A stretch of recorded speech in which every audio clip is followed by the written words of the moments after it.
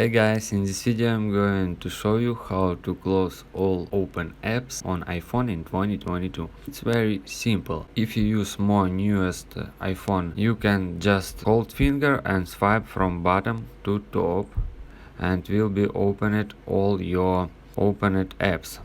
If you use iPhone with home button like me, just tap on home button 2 times and will be opened all multiply apps. As you can see, here is my multiply apps, and to close all of these apps you just hold 2 finger on 3 apps and swipe from bottom to top, and as you can see we close 2 apps on 1 time. Again, hold your 3 fingers on screen and just swipe from bottom to top, and we can close all opened apps as like me. As you can see, I close all apps.